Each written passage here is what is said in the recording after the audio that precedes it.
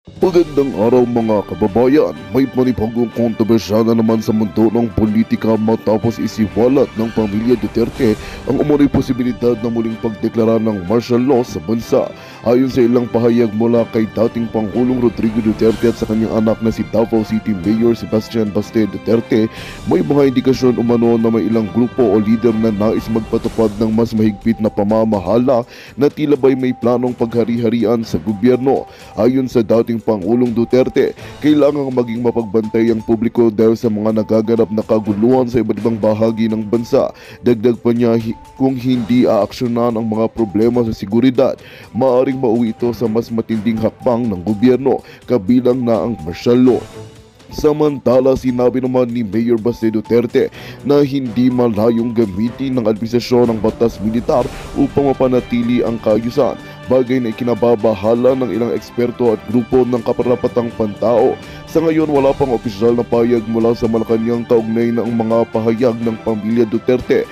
Gayunpaman, patuloy na tinututukan ng publiko ang iba't ibang sektor ang usaping ito, lalo't may mga nagsasabing isa itong paraan upang ihanda ang bayan sa posibleng pagbabago sa pamamahala. Magbabalik kami para sa iba pang detalye at yan nga ang balitang ating pakakatutukan. Ngunit bago ang lahat, siguraduhin mag-subscribe at ihit ang notification bell para sa patuloy na pagtutok sa mga sulyap ng bagong balita sa tunay na boses ng masa.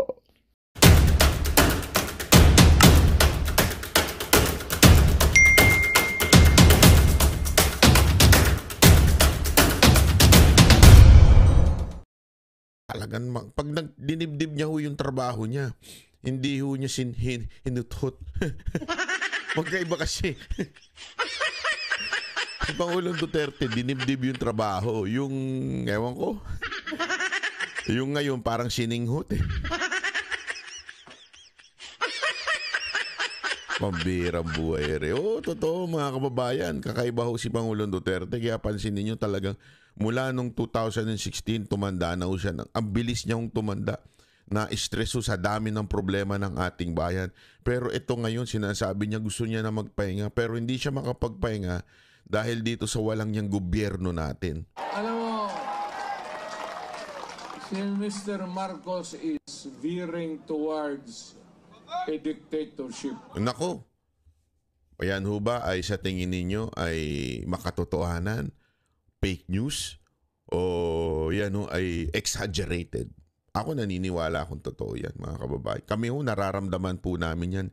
Kami ho mga political vloggers o tawagin nating advocates sa social media, ramdam na ramdam ho namin kaliwat kanan ang demanda, kaliwat kanan ang panggigipit. Ito nga huli yung ating kapatid na organizer dyan, di ba? Talagang ginipit ho siya. Pinuntahan ng tinakot to. Parang dinaig pa ho talaga yung yung dati kasi at least announced, di ba? Mas daig pa ho ngayon. Yung dati announced dictatorship, announced martial law, di ba? Ngayon hindi. Pretending to be living in a democracy, pretending na we have democracy, pretending na walang martial law, and yet yung action, iba ang galawan. Diba? Iba yung sinasabi sa ginagawa. Kasi ngayon talagang wala na. No choice ka. Meron pa tayong mga, kinuwento nga sa akin nung nakarang nakausap ko yung ilang mga vloggers. Iba ho sa kanila, tinawagan na ho ng AMLAC, tinawagan na ho ng kung ano-ano para ho talaga gipitin. Sabi ko, sandali. Pera namin to animal kayo. I mean, anong pakialam nyo sa aming pera? Diba? Anong pakialam ninyo at kung meron kaming pera, may mga kanya-kanya ho kaming trabaho. Aside pa ho sa pagbablogger po yan, may kanya-kanya po kaming trabaho, meron po kaming maayos na buhay. Bakit to nyo pakikialaman? Wala naman po kami sa gobyerno. Diba? Bakit to? Kasi nga ho, yan yung tinatawag na pananakot, panggigipit. Subukan mong pumalag. Subukan mong labanan ng gobyerno na ito. Gigipitin ka namin. At ang ganda nga ho nung sinabi ni June Abines dun sa kanyang nakita ko sa isang interview niya. Hindi ho ito panggigipit sa amin lamang. Hindi ito panggigipit sa mga sabi na natin advocate ng sa social media, hindi po ito panggigipit lamang sa aming mga vloggers. Ito po'y panggigipit at pananakot sa lahat ng papalag sa gobyerno na ito. Sabi ko nga sa inyo mula doon kay nauna na ho dito si Pastor Kibuloy. Nauna na ho siya dito. 'Di ba? Alam mo, yung ginawa sa SMNI, yan ho ay pananakot. Pananakot ho sa ibang network. Sinasabi ho nila na kapag ikaw ay pumalag, kahit kaalyado ka namin, kahit sanggang dikit ka namin, kaya namin kayong gaguhin. Kaya namin kayong ipasara. Kaya namin kayong gipitin. Alam nyo, kung kayo, kung maaari ko lang sana, kung malaya lang ako magkwento kung paano ginipit ang SMNI, magugulat kayo. Kasi lagi ko nga sinasabi sa kanila sabi ko, di ba kayo nga lang ang sumuporta na network nung panahon ng kampanya kay Marcos, di ba? Binudol nyo nga yung tao. Hindi, biro lang SMNI. Hindi, totoo naman, di ba? Sila lang ho talaga yung sa debate, hindi lang ho sa debate, sila lang yung nagbigay ng espasyo kay Marcos. Di ba? Pero anong ginawa? Kasi nga, alam ho nila na si Pastor Kibuloy and ang buong SMNI ay sumusuporta sa mga Duterte. Alam mo nila na sanggang dikit to ng mga Duterte. Kung pansinin ninyo ngayon ang gagaganda ng mga events. Dahil nga po sa KOJC po, ito ho'y SMNI ang tumutulong. Ibig sabihin, malaki yung tulong talaga ang SMNI sa lahat ng campaign shorty ni Pangulong Duterte noon hanggang ngayon. Kaya nga nakita ho nila yung bagay na yun, kaya ginigipit ho nila. Tapos ito nga mga nakaraan, di ba, hinak po yung account. Kaya mga kababayan, habang pinipigilan nila ang SMNI, ako nagsasabi na ho sa inyo, tayo na ho ang magpakalat ng mga videos. Kasi hindi ho yan hindi ho yan ipapakita ng mainstream media. Kung tingnan nyo itong isang mainstream media na ito, ang pinapakita lamang po ay yung speech na kung saan may banat si Pangulong Duterte. Pero yung sabihin ba nilang dagsa-dagsa, libo-libo pumunta, pag may event ang mga tolongges na mga pro-impeachment, grabe ho nila puntahan, ibalita, kaliwat kanan ng balita kahit walang tao. Diba? Totoo naman Pero yung mga ganito, hindi ho nila ibabalita ho ito kahit punong-punuan tao. Ang ibabalita na lang nila kung ano yung magandang ipaumpog sa Marcos para may balita ho sila. At ito nga ho yun, yung sinasabi ni Pangulong Duterte na kung saan talaga namang may dictatorship nang nagaganap ngayon. Ako, naranasan ko, never ko naranasan sa buhay ko yung ganito, na maging aware ka sa paligid mo, anytime pwede kang dukutin, maging aware ka, baka mamaya may mangyari sa'yo. Alam mo yun? Tapos tinatawanan nga ako dati nila Dada kasi napapraning daw ako. Tapos sabi ko ngayon, praning pa ba ako? Hindi, totoo. Ngayon si Dada, minsan pinupuntahan sa istasyon. Walang biro, may mga nagtatanong. Yung biglang magtatanong, dito ba yung SMNI?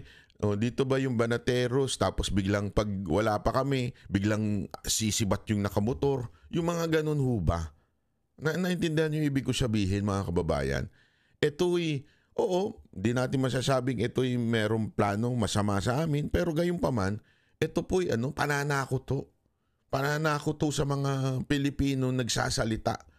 Kaya nga mga kababayan, kami po'y isang tao lamang o maaring sabihin na natin yung buong vloggers, 40 lang yun.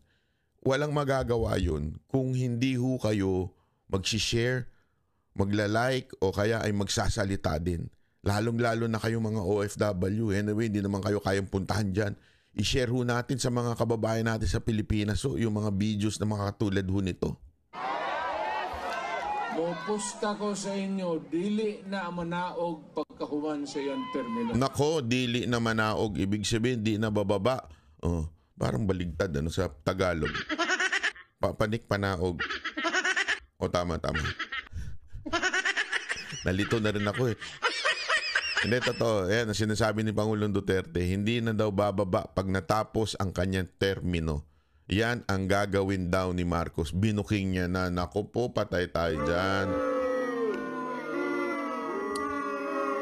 Ito mga kababayan, tandaan nyo, ito si Pangulong Duterte. Galing itong Malacanang. Huwag nyo kakalimutan. Galing po itong Malacanang. Anong ibig ko sabihin? Kahit ubusin nila ang mga tauhan sa Malacanang, meron at meron matitira na nagsilbi kay Pangulong Duterte at sigurado akong nakuha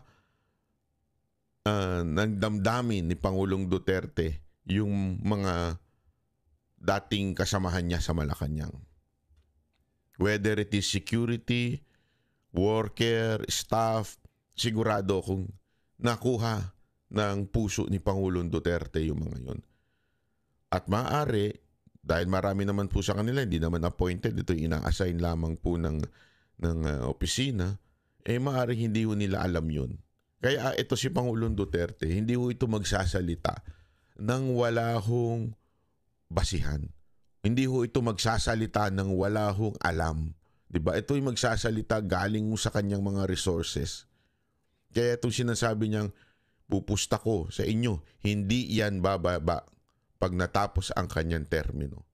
Yan po ang matinding revelasyon ni Pangulong Duterte. Pero nakakalungkot dahil etong ang 6 na taon, ang tagal-tagal di ba? Marami ho sa atin naiinip na. Gusto na talagang matapos itong administrasyon na yun. Bakit? Ubus na pera. Ang tindi ng pagnanakaw ng mga congressman natin, di ba? Ang tindi ng pagpigil ng freedom of speech, di ba? Lahat to ginawa na ng gobyernong ito, pang-aabuso, kaliwat kanan ang mantakin mo kahit to yung ilang nating mga kapulisan naiinis na. Bakit? Ang dami na daw sa akin, kwento sa akin, irregularidad na ginagawa sa loob ng PNP to the point na marami daw po ang parang nagtataka bakit ganun. Sabi ko, wala tayong magagawa. Tiisin nyo na lang yan. Ginusto ninyo yan.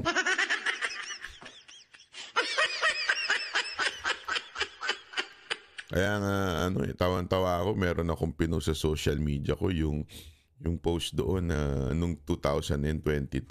Diba? May post yung isang doon. Heart para kay ganito, kay Marcos, ganito, like para kay ganito. Tapos nakita ko. Tapos, nung tinignan ko, ang dami nag-heart nun kay Marcos. Kung sinong gusto nilang presidente, di ba? Tapos, nung pagtingin ko, tinignan ko, sino kaya ito? Ang unang lalabas doon sa mga emoticon na yun ay yung mga kaibigan mo. Kung ano yung kanilang pinindot. Tawan-tawa ako doon sa mga kaibigan kong pumindot na nag-Marcos. Na ngayon, nagwawarla na. Oh. Sa loob-loob ko, pambira kayo. Dinamay niyo pa kami. Ayan tuloy, lahat tayo napahamak. Pero ito ay wala ho namang sisihan. Hindi ho na tayo naninisi dito. Ang sinasabi ko lamang po mga kababayan, nangyari na ang dapat mangyari. Ngayon, natatagalan na tayo sobra. Wala pa hong kalahati nung last year, natatagalan na ho tayo sobra, di ba? Ngayon pa lang parating yung kalahati, grabe ho, ang tagal-tagal na. Kasi nga ho, nabudol ho tayo ng gobyernong ito. Nabudol ho tayo ni Marcos, di ba? Yan ho ang ating sinasabi. Bawi na lang ho tayo, mga kababayan.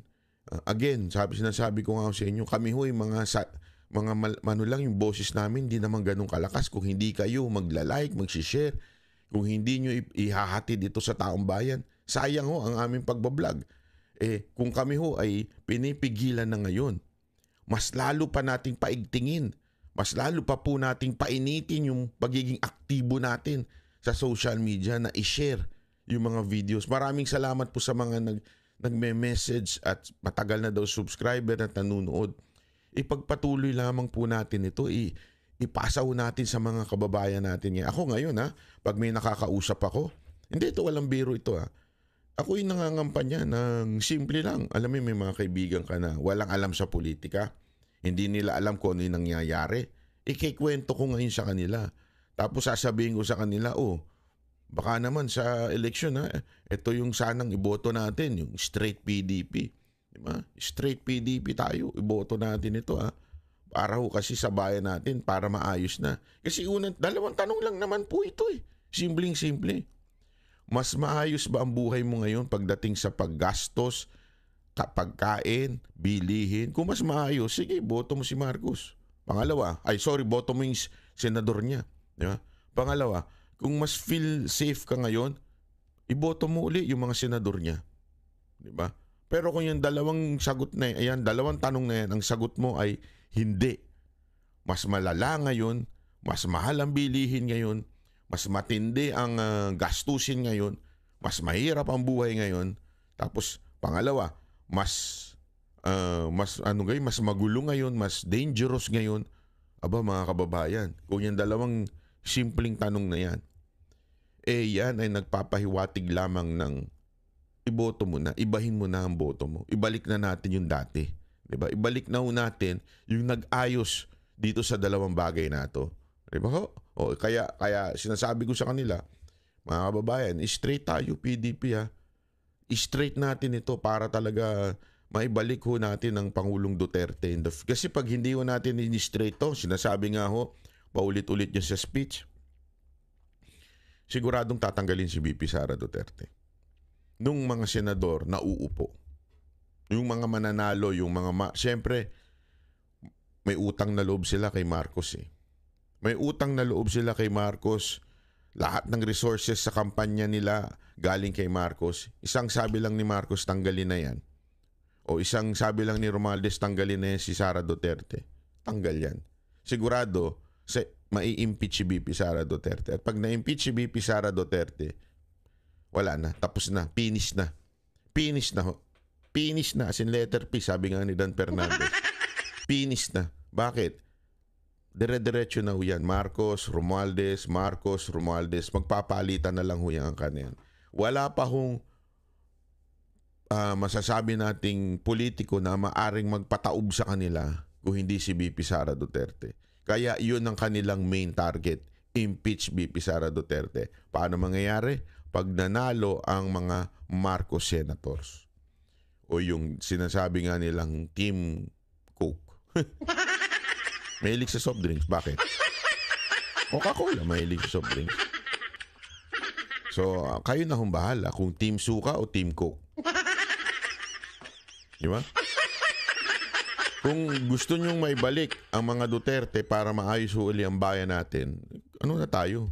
Talagang straight PDP na ho tayo. Wag na ho tayong bibitaw. Lahat to, iboto na natin. Di ba? Yun lang ho yun.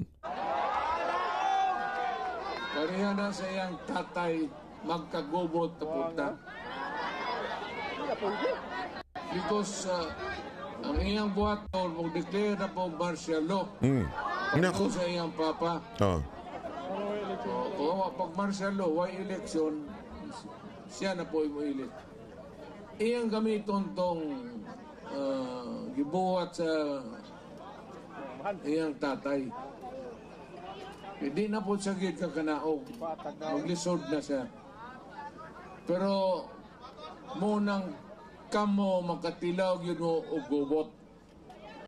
Yun So, yun na nga ho ang sinasabi ni Pangulong Duterte. At meron nung sagot ho ang balalay ni Marcos. Bakit sagot ni balalay ni Marcos? Kasi hindi si Marcos ang sumasagot. Ewan ko, siguro puyat, baka puyat. Baka tulog pa, hindi natin alam. Ang bilis agad-agad kanina sumagot na kaagad yung kanyang balalay. Ito ho, ay mali, hindi po yan, iba po yan. Sorry, mamaya. Unya. Ito ho, ito ang sagot, sandali, Ito, Ito ang sagot po ng Malacanang, True Philippine News Agency. Sabi dito, Malacanang on Sunday, February 23, calls out former President Rodrigo Duterte for claiming that the President Marcos is veering towards a dictatorship. E.S. Bersamin said, naku, grabe, doon pa lang, patay na. Ang tagapagtanggol ni Marcos.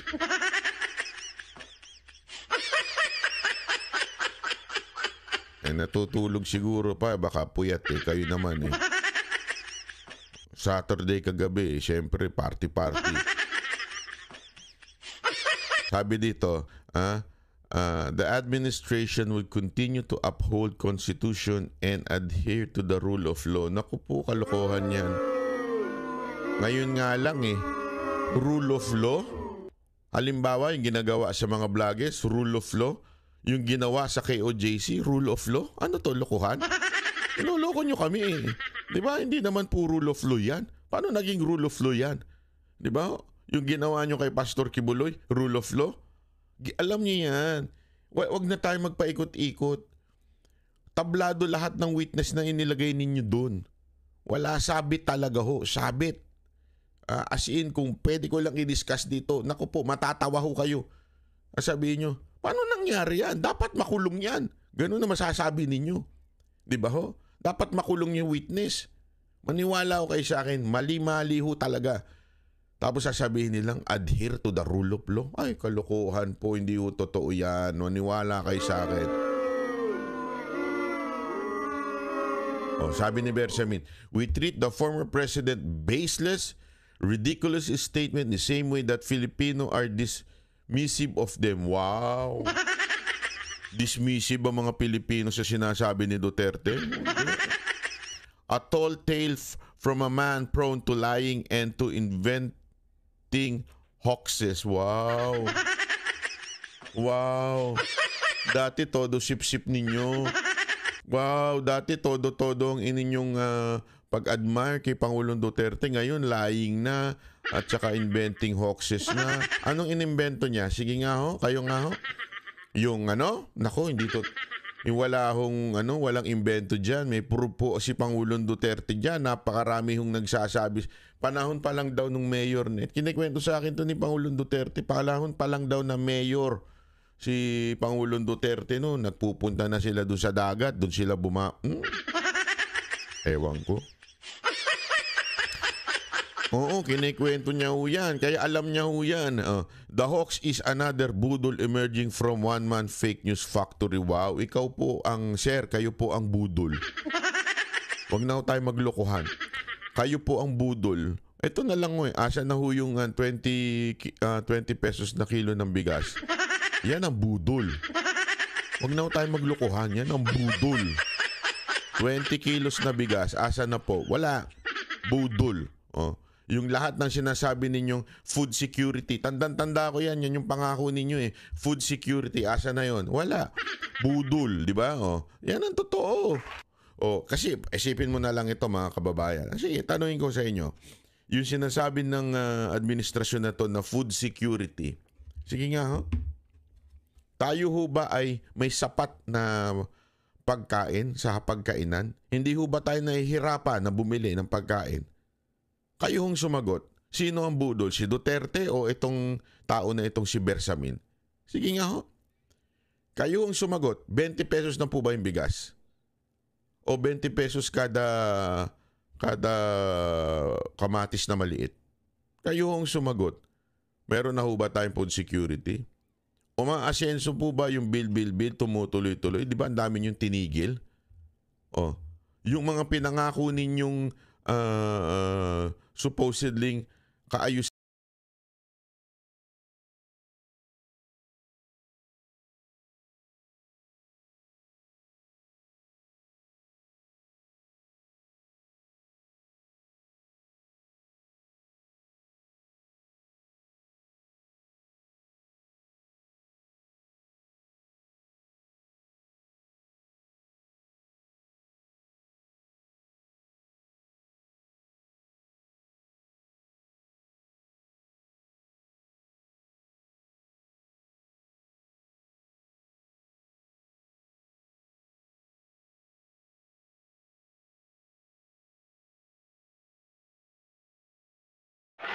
Magandang balita ang hatid namin sa inyo ngayong araw. Sa pagtatapos ng aming balitaan, nagbigay kami ng mga mahalagang impormasyon.